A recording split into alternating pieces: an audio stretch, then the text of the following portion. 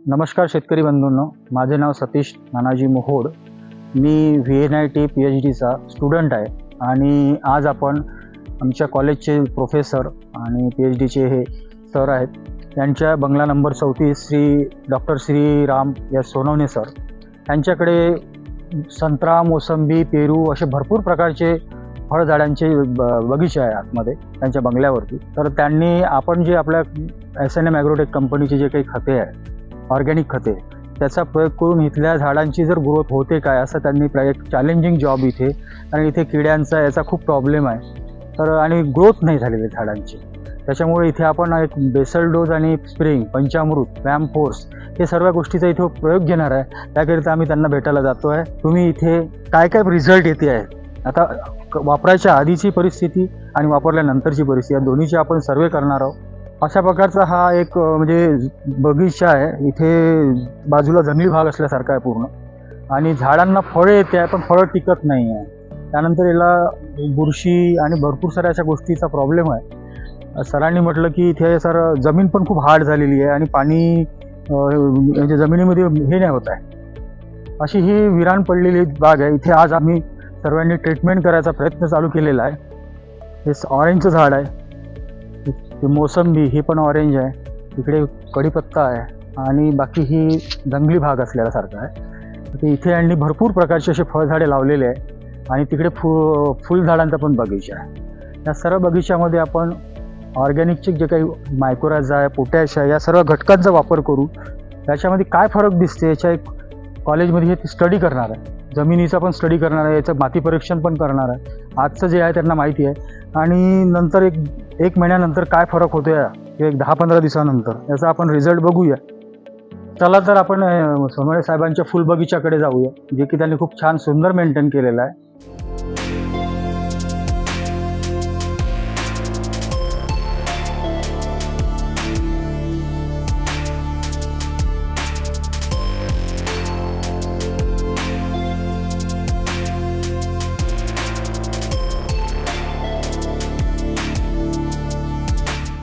चार 10-2024 आपण VNITच्या परिसरामध्ये तर सोनवणे सरांच्या एक फार्मिंगमध्ये म्हणजे छोटं एक गार्डन कम फार्म कॉटन नंबर 34 या परिसरात आपण ऑर्गॅनिकबद्दल एक ट्रीटमेंट कशी असते आणि ऑर्गॅनिकचे काय काय फायदे होऊ शकते हे सांगण्याकरिता, आणि ऑर्गॅनिक घटकामुळं आता जे जमिनीची जी प्रत हार्ड झालेली आहे, जे काही प्रॉब्लेम्स क्रिएट होत आहे, डिसीजेस वाढत आहे, त्यानंतर पेस्ट वाढत आहे आणि निसर्गाच्या असमतोलपणामुळे यील्ड पण कमी होते आहे। त्याला अल्टरनेटिव्ह म्हणजे लोकांनी केमिकल वापरले, पण केमिकलचे दुष्परिणाम आता माहीत झाल्यानंतर त्याला कसं कमी करायचं यासाठी पण ऑर्गॅनिकमध्ये असे काही घटक निवडून काढलेले आहे की ज्यामुळे जमिनीमधले जे नॅचरल वस्तू आहेत, जसं फॉर एक्झाम्पल वर्मी म्हणजे गांडूळला टिकून जमीन आपण सॉफ्ट करू शकतो, पण केमिकलमुळे गांडूळ मरतात। मग आता त्याला काय करायचं, पण त्यामुळे आपण काय केलेलं आहे की इको फ्रेंडली म्हणजे ग्रीन अँड क्लीन असे काही न्यूट्रिएंट्स शोधून काढलेले आहे, आणि ते न्यूट्रिएंट जमिनीमध्ये गेल्यानंतर जमिनी सुपीक करतात आणि सहजही पद्धतीने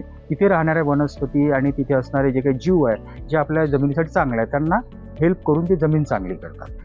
त्याच्यामधलं सर्वात महत्त्वाचा घटक आहे मायक्रोरायझा। मायक्रोरायझा काय करते की मायक्रोरायझा जमिनीमध्ये गेल्यानंतर जमिनीमध्ये पोरोसिटी तयार करते, आणि तिथे जे कोणते झाड त्याला मिळालं, ते फ्रूट्सचं राहो की व्हेजिटेबल कसं पण राहो, त्याच्यामध्ये मुळाचे जाळे तयार करते, पांढऱ्या मुळांचं।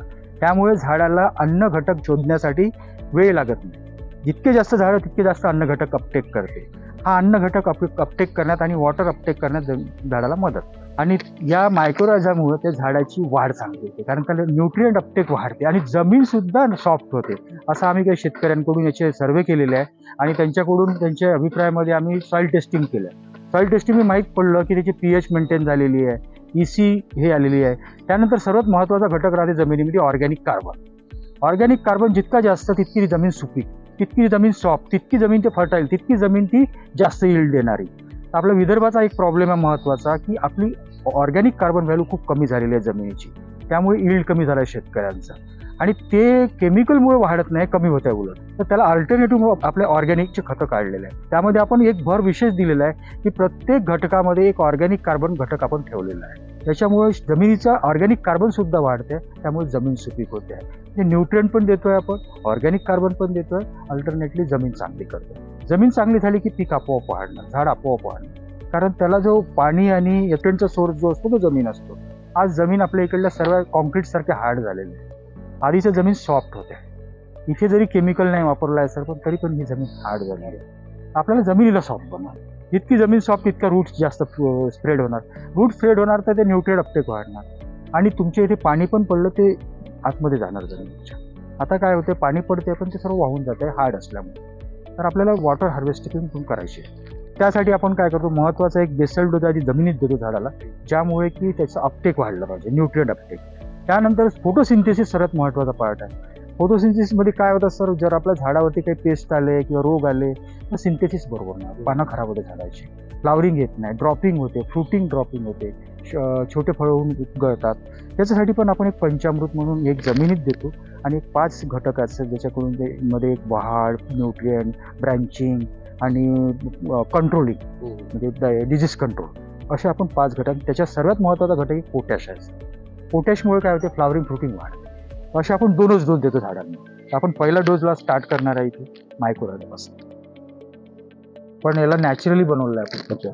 याच्यामध्ये पूर्ण जमिनीतून निघलेले मिनरल्स आहेत आणि लॅबमध्ये डेव्हलप केलेलं कल्चर आहे. आपण बेस मटेरियलमध्ये ऑर्गॅनिक कार्बन आहे, त्यानंतर आपण कंपोस्ट आहे, या सर्व बेस मटेरियल आहे. त्यामध्ये आपण कल्चर टाकलेलं आहे मायक्रोरायझर्स.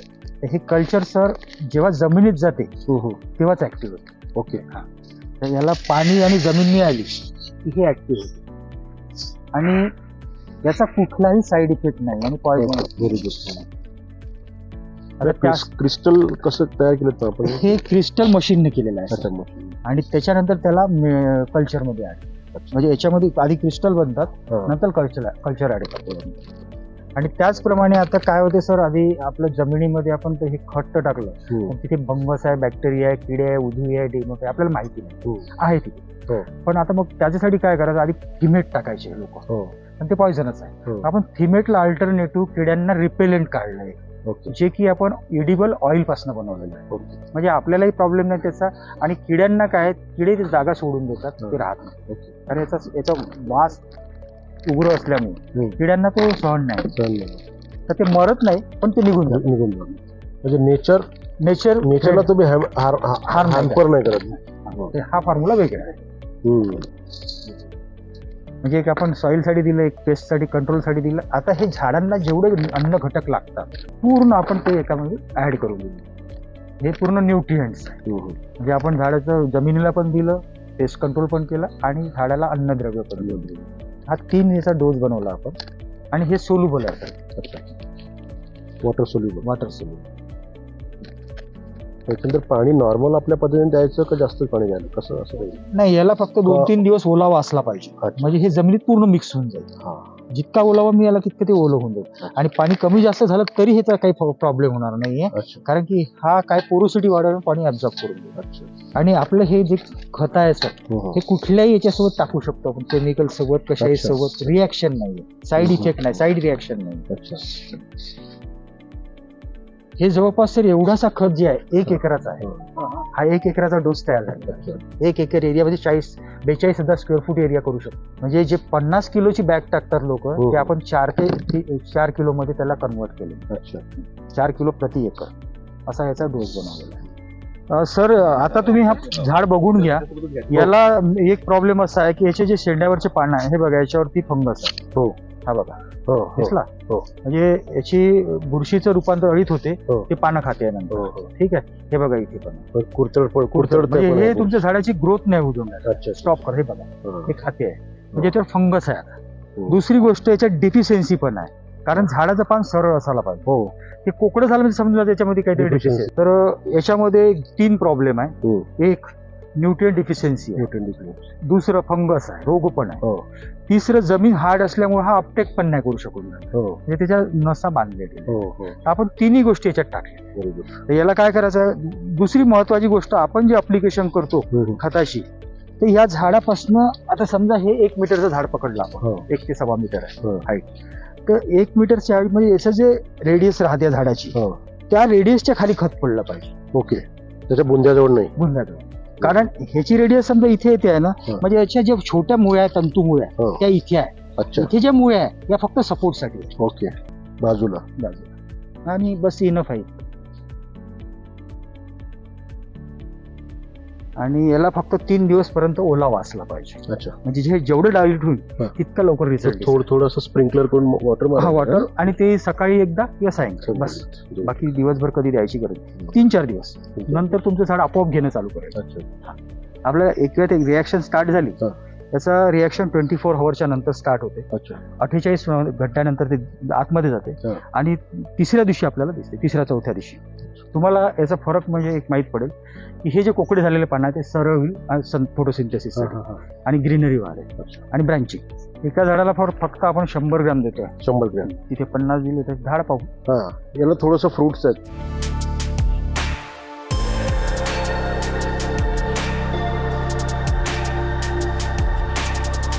त्या झाडाला स्ट्रेसमध्ये गेलेलं आहे झाड आणि मरणाच्या अवस्थेमध्ये आहे. याला आज आपण हे मायकोरायझा M4 आणि मायक्रोफोर्स 6 याची ट्रीटमेंट करतोय.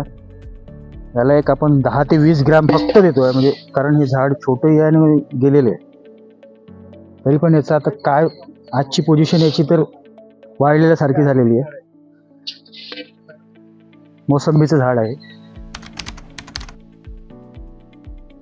ज्याप्रमाणे आपण थोड्या वेळाआधी जमिनीची ट्रीटमेंट केलेली आहे, त्याचप्रमाणे आपल्याला झाडाचं फोटोसिंथेसिस आणि त्याच्यावरती असलेले पेस्ट, रोग, फंगस, बॅक्टेरिया जे काही असेल झाडाच्यावर, कारण आपण जमिनीची तर केलेली आहे, पण आपल्याला दोन्ही गोष्टी करायच्या आहे. एक तर जमिनी चांगली करायची आहे आणि झाडाची पण ग्रोथ करायची आहे. झाडाची ग्रोथ करून त्याला नुसती व्हेजिटेटिव्ह ग्रोथ नाही, आपल्याला प्रोडक्टिव्ह ग्रोथ घ्यायची.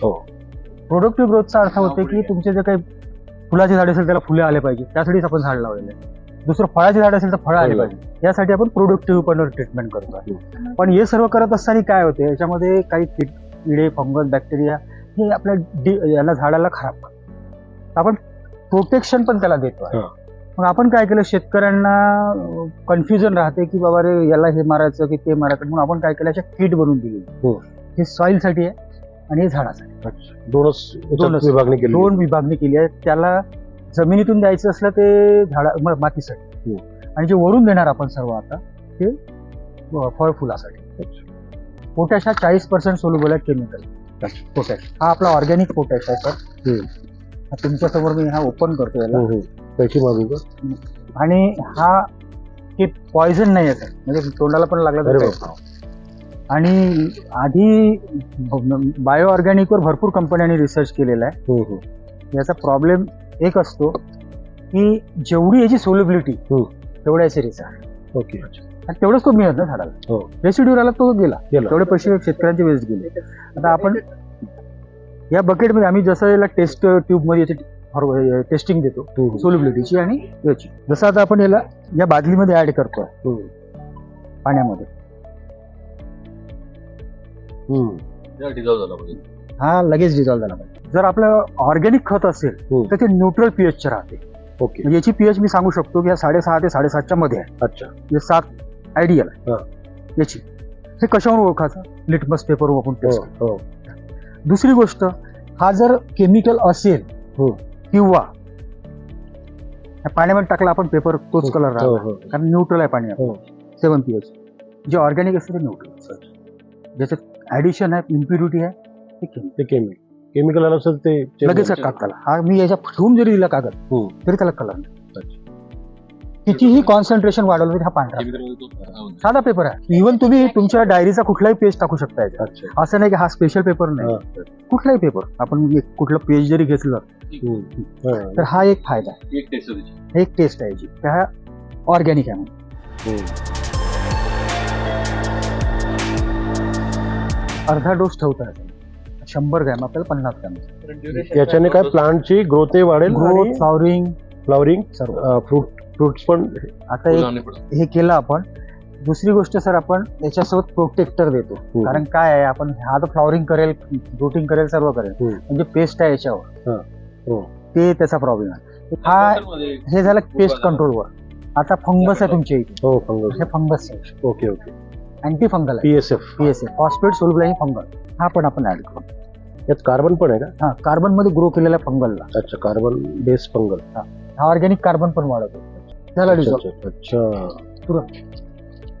सरफेस प्रॉपर्टी त्यांनी मेंटेन केलं. सोल्युबल होईल तितकं ते युनिफॉर्म, तेवढं त्याचा रिझल्ट जास्त येईल आणि युनिफॉर्म.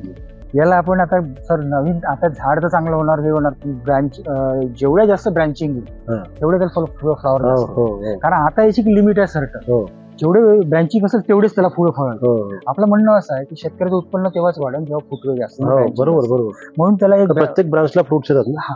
तर त्याच्यासाठी आपण हे दिलेलं आहे अच्छा न्यूट्रियन याच्यात काय आहे याच्यामध्ये सर आपण जे प्रोटीन आहे प्रोटीन झाडाचं प्रोटीन जसं आपण बॉडीसाठी प्रोटीन घेतो हो. तसे झाडाचं प्रोटीन काय कंटेंट आहे त्याच्यात त्याच्यामध्ये सर आपण अमिनो राहते अमिनो त्याच्यानंतर फुलवीक आहे सीवीड आहे अच्छा त्याच्यानंतर वेसिंगलाइड आहे अच्छा अच्छा. हे सर्व त्या झाडासाठी खूप हे घटक आहे त्याचे प्रत्येकाचे वेगळे कंटेंट आहे प्रत्येकाचे म्हणून आपण ते वेगवेगळे टाकतो आणि आपण या मेडिसिन मध्ये मायक्रोरायझा हा कॉमन ठेवतो हो. कारण की तो वाहक आहे अच्छा कॅरियर म्हणजे तो अब्सॉर्ब करण्याची कॅपॅसिटी आहे ओके म्हणून आपण प्रत्येकांना मायक्रोरायझा हा घटक ऍड करायला लावतो तो हा आहे रॅम फोर्स म्हणजे त्याला आपण हा मायक्रोरायझा ते पॅकेजिंग वगैरे सगळं तुमच्याकडे होतं सर्व सर्व पूर्ण